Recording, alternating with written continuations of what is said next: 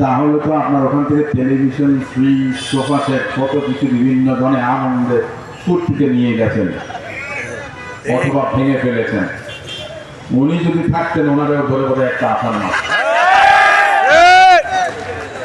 ভয়ে পালিয়ে গেছেন। আর আমাদের নেতারা বলে যে কোথায় ফখরুল সাহেব, কি ফখরুল সাহেব, পালাবার নাকি জায়গা পাবো না। আমাদের মহাসচিব সাহেব বলেছেন যে পালাবার জায়গা পাবেন না। ওবায়দুল কাদের সাহেব বলেছিলেন ফখরুল সাহেবের বাসায় গিয়ে হাজির হব। সে ওবায়দুল কাদের সাহেবও পালিয়েছেন। কিন্তু আমার কথা আছে যে 5ই আগস্টের পরে যারা দম্ভ ধরে কথা বলতেন, যারা 17 বছর প্রশাসন দিয়েছেন, যারা বিচারাঙ্গনকে কলুষিত করেছেন, বিচারের নামে প্রহসন করেছেন, তাদেরকে তারা বাংলাদেশ স্বার্থে সহায়তা করেছেন। বাংলাদেশের জনগণ সেটা জানতে চান।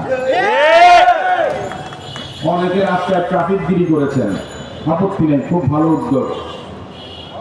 আপনি একদিকে ট্রাফিকগিরি করেন আর এই দিক দিয়ে চোর ডাকাত যা আছে আমাদের সব বর্ডার ক্রস করে চলে যায়।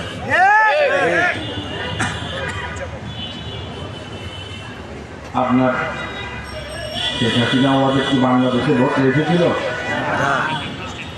3টা নির্বাচন করেছে, প্রত্যেকটা বিতর্কিত। এখন বাংলাদেশের ইতিহাসে নজিরবিহীনভাবে খারাপ নির্বাচন।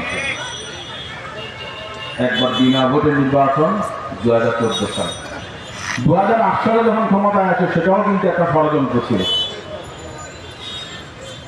2018 সালের নির্বাচন দিনের ভোট রাতে করেছে। 2024 সালের নির্বাচন যেন কোনোভাবে